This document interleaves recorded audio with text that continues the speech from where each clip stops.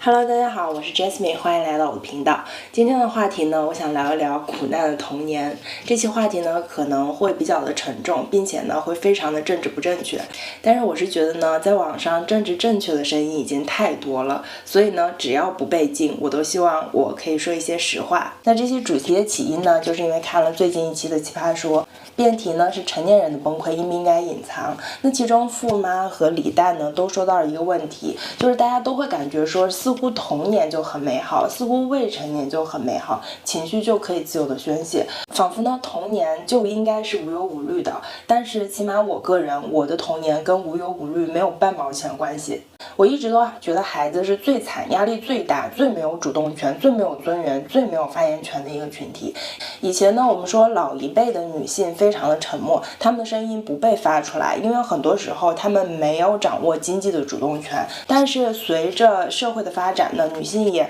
慢慢的走出家庭，去参与到工作当中来。当我们女性经济独立之后呢，其实近年来我们就会发现，特别是在大城市，女性具有很高的话语权了，而且在网上呢，也有越来越多的女性在为更弱势的女性群体发声。但是我们有没有发现，孩子就变成了最弱势的一个群体？其实没有太多的人真正的在为孩子发声，大家政治正确的言论还是在说孩子是幸福的，童年是幸福的。但是我的感觉恰恰相反，我会觉得虽然成年人过得好不好，很大程度上决定于你的出生和你的运气，但是呢，你依旧可以用你自己的能力去规避掉很大的痛苦。但是孩子不是，孩子没有选择的被带到这个世界上来。你一个孩子过得好不好，完完全全的取决于父母是不是有良心。一个孩子想要过得好，要满足两个条件：第一，这个父母是爱他的；第二，这对父母心智是健全的。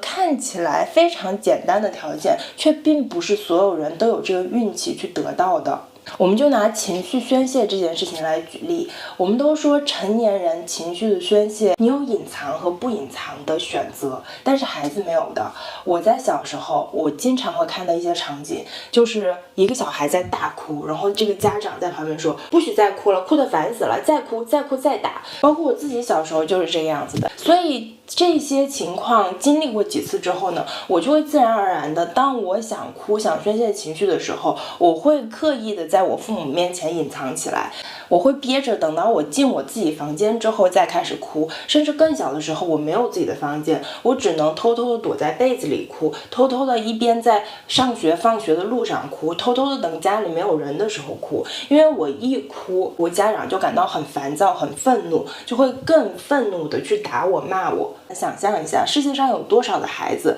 比如说父母抱持他的情绪了，他的一个正常的情绪的宣泄都不会被父母接纳，并且他越是在父母面前越不敢表露自己的情绪。从小我的家庭就告诉我一个非常非常重要的道理，一个人如果没有经济独立，那他就没有尊严。我在之前的节目中也说到过，为什么不要做家庭主妇，因为一个人如果长期的没有经济独立，那他大概率不会被尊重，不会被平等的对待。而孩子呢，很不幸恰恰就是这么一个弱小的群体，他在很长的时间之内都需要被父母养着。法律虽然规定了父母不能遗弃孩子，但没有规定父母要用什么样的态度去对待孩子，并且法律只是道德的底线。有多少父母天然的就觉得，我给了你生命，我供你吃供你喝供你上学，我对你还不好吗？你怎么还不听我的话？你怎么考试还是考不到第一名？你怎么就是没有其他家的孩子优秀呢？有些人会说，这些只是个案，只是少数情况，大多数父母还是爱孩子的。但是我想说，有多少个人听过以下的这些话：生你不如生叉烧，我生你有什么用？我怎么生了个残次品？我就是养条狗，狗还会给我摇尾巴呢。如果你从来都没有过被父母遗弃的恐惧，我觉得你是很幸运的。但是我有过。我小时候呢，有一天就很正常的在家里写作业，这时候我妈就忽然的坐在我旁边去看我怎么样写作业。每次到这个时候呢，我都心里非常的紧张，我心里发毛，因为我妈虽然是很关心我的成绩，关心我的排名，但是她并不是很关心我是如何达到这个成绩的。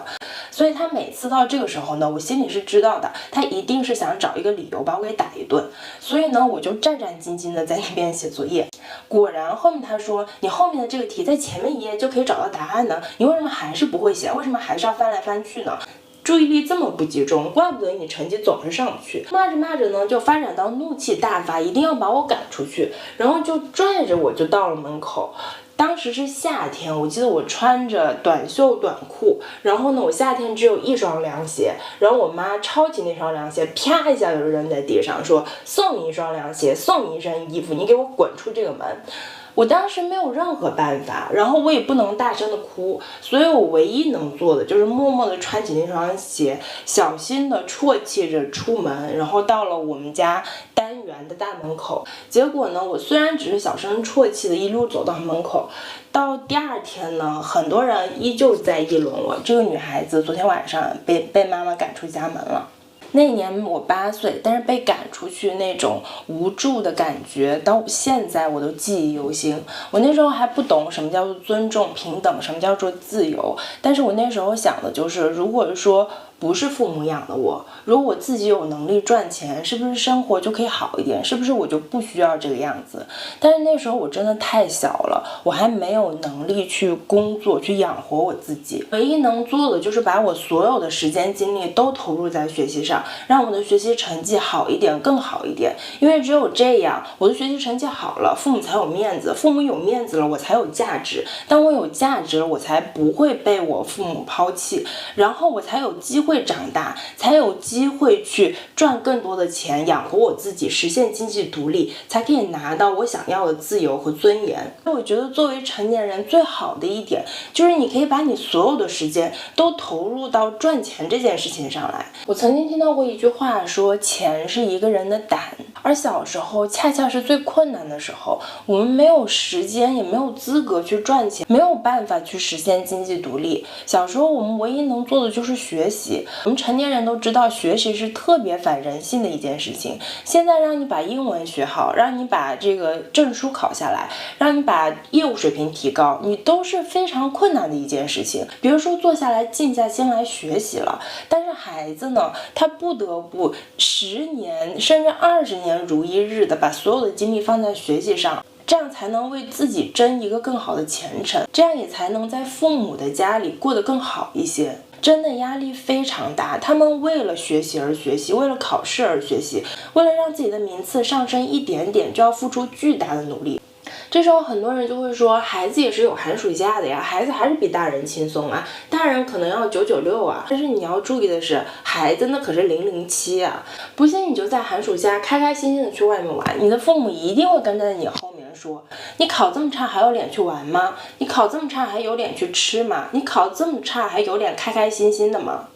我之前就问过我妈，我的成绩到底怎么样你才会觉得开心呢？她直接就跟我说，考第1名是应该的，是你的本分，考得不好就是你的错。看到没有，无论你怎么努力，你成与不成不是由你说了算，是由父母说了算的。所以我觉得成年人的另一大好处就是你的努力是可以得到认可的。你去工作，只要你可以帮老板创造更多的价值，你的努力会直接反映到你的收入上。如果你的老板是一个不识货的人，你干得不开心，你完全可以去换老板，甚至是自己创业。只要你的价值被市场认可，你的努力就是会有回报的。我们很多人都会觉得，像我们这种成绩不那么好的人，可能父母是不会为我们的成绩感到开心，但成绩好的学霸，他们的父母就会对他们满意吗？我在小学的时候去考重点初中，去拿成绩的时候，有一个学霸排队就排在我的前面，拿到成绩的第一个瞬间，他妈立马脸色就变了，马上开始骂那个孩子，就说你怎么这么没有用，你现在不得了啊，数学都拿不到满分了，并且你第1名都拿不到了，你这怎么回事？并且立马把那个小男孩的耳朵揪起来，拎在旁边的墙角就开始训。然后这个小男孩呢，哭又不敢哭，也不敢大声，也不敢回应，就默默地低着个头站在墙角。他可是个学霸呀，他的成绩可是第2名啊。那一年我们只有11、12岁，并且那个是在大庭广众下，他的妈妈就会有这样的举动，我真的难以想象在家里他还会受到怎么样的虐待。甚至有很多人会说，这个妈妈的教育方法是没有错的。棍棒底下出孝子，孩子就是要打，打了他，他才能知道你的权威，打了他，他才会因为惧怕认真学习，打了他，他才能成为学霸。但是呢，你们有没有问过这个孩子内心的需求呢？他真的想带着这样的阴影去过完一生吗？我觉得如果是我的话，我宁愿不要成为那个学霸，我也想有一个快乐的童年。有一句话非常的真实，不幸的童年是要用一生的时间去治愈的，一点也不夸张。而作为孩子，父母用什么方法对待你，甚至谁是你的父母，都是你完全没有办法选择的。但是成年了就不一样了，生活真的变好了，你可以选择自己的生活方式，你可以选择去哪里生活，你可以选择自己的朋友圈，并且你再也不用把所有发生不好的事情都说成是自己的责任了。小时候我们经常会听到父母说一些话，说就是因为你成绩不好，所以气得我肝疼，就是因为你成绩不好，气得我血压都高了。有的呢会经常听到我不离婚就是因为你。然后作为孩子，你没有那个分辨能力，你会本能的觉得父母吵架要离婚，感情不好全都是你的错，甚至家里没钱都是你的错，甚至有些人会用尽一生的时间去弥补自己的父母。这种孩子真是乖的让人心疼。我觉得让我最无力吐槽的一句话就是世上无不是的父母。为什么永远只有别人家的孩子，没有别人家的父母？因为父母天生就是站在有利地位的，天生就是站在权威的，站在正确的那一方的，而孩子天生就是站在弱势的非权威的那一方的。我记得我25岁左右的时候，我有个朋友忽然哭着跟我说，我觉得我永远也没有办法满足父母的要求。小时候他们要求我成绩好，我拼尽了所有的努力去取得一个更好的成绩，但是我还是没有做得足够好。而长大了，当我好不容易慢慢的把我的能力，把我的成绩提升了之后，我觉得我可以给他们一个满意的答案了，但是他们对我的要求又变了。他们觉得那些早结婚早生孩子，生了2个3个男孩的人才是最棒的。他们对我的要求又变成了我要有一个幸福的家庭，我要生孩子生男孩。有一些人他终其一生都想着我要怎么满足父母的要求，但是很幸运的是，我这个朋友他到30岁以后他释然了，他已经不在乎别人对他怎么评价，也不在乎父母对他是否满意了。他觉得自己活得爽才是真的爽。昨天发生了一件很有趣的事情，让我很打动。我3岁的儿子他忽然跟我说，我喜欢我自己。我就听完这句话之后，我很震撼，也很感动，也很释然，也很欣慰。他3岁他就学会了接纳自己，喜欢自己，而这一点是直到我30岁才学会的。很多人想回到童年，是因为现实生活中有太多的苦难，太多的愤懑，太多的辛酸，所以他们会觉得童年似乎是更好的。我想让大家每当有这个想法的时候，就看看我这一期视频，回忆一下你在童年遭遇到的那些自己不能控制的那些不美好的瞬间，那些不能自主的瞬间。我也想对所有并没有那么幸福的孩子说，不要对当前的痛苦低头。你还小，你的生活还有无限多种可能，你会长大，你会有一天可以主宰自己的命运。你的生命不属于你的父母，不属于任何人，它只属于你自己。你来世界一遭，你值得拥有幸福，你值得被爱，你值得有一天跟你心爱的人手拉着手走在阳光下。好啦，再说我又要哭啦，爱你们，下期见咯，拜拜。